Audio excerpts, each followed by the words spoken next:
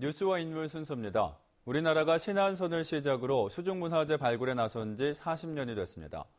우리나라 수중문화재 발굴 40년의 의미와 앞으로 계획에 대해서 이기영 국립해양문화재연구소 소장과 함께 이야기 나눠보겠습니다. 안녕하십니까? 네, 안녕하세요. 네, 신안선이 발굴된 지 40년이 됐습니다. 이 신안선 발굴은 우리나라 수중 고고학이 탄생하는 계기를 만들었다고도 볼 수 있을 것 같은데 어떻습니까? 네, 아주 말씀 잘해주셨습니다. 그 신안선의 발굴은 1975년도에 어부의 그물에 청자 꽃병 6점이 건져 올려지면서 처음 이제 시작이 되었습니다. 이 도자기들은 이제 중국의 송원대 유물로 밝혀졌고요. 이런 청자꽃병이나 이런 중국 도자기가 정도 앞발에서 발견되었다 하니까 도굴꾼들이 여기에 막 몰려들기 시작했습니다. 네. 그래서 여기에 이제 경찰이 관여하게 됐고, 그 당시에 이제 문화재 관리국에서 이거를 빨리 건져 올려야겠다 생각을 해서 그해 10월부터 12월까지 수차례에 걸쳐서 신안선의 존재를 확인했고, 1984년부터 여름철에 한 2, 3개월 정도 바다 여건이 좋을 때 집중적으로 발굴을 시작해서 한 9년 정도 걸려서 발굴을 진행했습니다. 네, 이런 신안선의 발굴이 결국에 수중문화재 발굴의 도입기가 됐던 건데요. 진도선 발굴이 시작되면서 이제 조금 더 한층 성장을 하고 있다고 봤는데 어떻습니까? 예, 그렇습니다. 76년부터 84년까지 9년에 걸쳐서 신안선의 발굴 기간 동안 제주의 신창리 앞바다에서 이제 금제 장충군 등이 발견돼서 발굴을 했고요. 또 안도 지역에서 고려청자 운반선이 안도선이 발견되기도 했고, 그리고 그 통나무배인 그 진도선이 또 발견돼서 이거에 대한 발견 이후에 저 해양 유물 보존 처리소에서 계속해서 이제 처리도 하였고 했습니다. 그 이후에 그 목포 달리도에서 달리도선이 발견되었는데 여기에서는 또 무안의 도리포 지역에서 다량의 고려청자가 발굴되기도 했습니다. 2000년대에 들어와서는 이제 본격적으로 수중 발굴이 이루어졌던 시기인데요. 2002년도에 비안도 2차 발굴 때부터는 지금까지 해군의 도움을 받아왔었는데, 이제, 저희, 해양문화연구소에서 저희들이 이제 수중 고고학자를 양성해서 직접, 다이빙을 해서 바닷속에 들어가서 유물을 건져 올리는 이제 이런 계기로 이제 전환을 했고요. 그 이후에 이제 12동파수선, 야미로선, 태안선 등이 발굴이 되었습니다. 그 밖에도 고려선박 이외에도 조선시대의 좋은 선도 발견되었고요.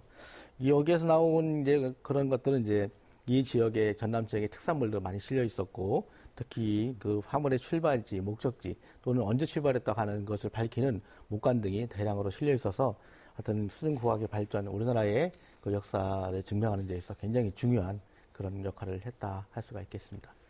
네. 그런데 이게 오랜 세월이 흐르면서 해양 퇴적물 등이 쌓여서 좀 고선박을 복원하기 좀 어려운 면이 좀 많았을 것 같은데 어떤 점이 조금 어려웠습니까?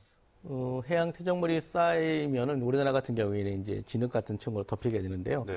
그것이 하여튼 장점도 있습니다. 이게 이렇게 쌓이게 되면은 공기가 차단되면서 그 목재가 그대로 보존된다는 장점이 있고, 그리고 거기에 실려 있었던 화물들이 다른 데 흩어지지 않고 그대로 간직된다는 장점이 있습니다.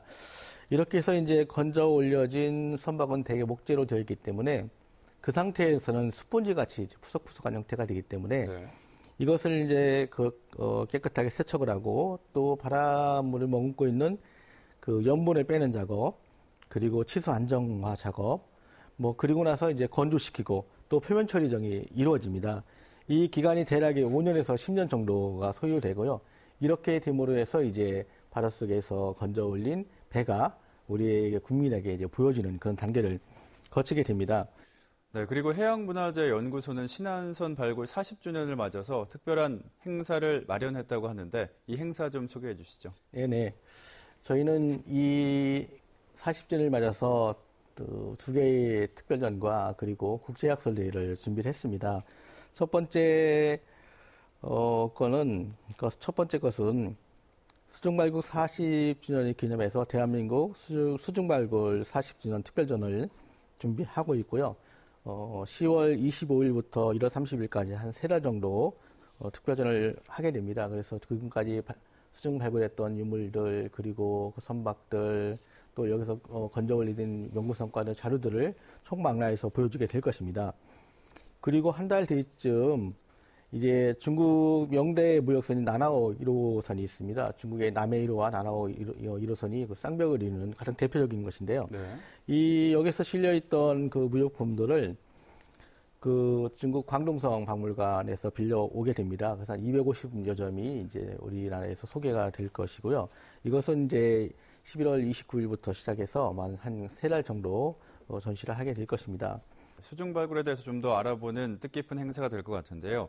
수중문화재 발굴을 위해서 앞으로 어떤 노력을 하실 계획이신지 마지막으로 한 말씀 부탁드리겠습니다. 네, 앞으로도 그 우리 연구소에서 특화되어 있는 그리고 대한민국에서 유일하게 수중 발굴할 수 있는 유일한 기관인 우리 연구소가 좀 더 다양하게 수중 발굴을 진행할 것이고요. 지금까지 확인된 300여 곳에 있는 그 유물 신고처를 다 조사를 해서 수십 곳의 유물 우리 있는 곳을 확인을 했고요. 네. 이곳을 중심으로 해서 집중적으로 이제 발굴을 시작할 것입니다. 그리고 이제 더 중요한 것은 그 수중 발굴뿐만 아니라 해양문화유산에 대한 특히 섬문화 조사라든지 또는 인간의 해상 활동에서 이루어졌던 수많은 그 위산들을 좀 더 찾고 조사하고 그리고 좀 더 전시하고 보급하기 위해서 좀 더 경주할 생각을 지금 가지고 열심히 노력하고 있습니다.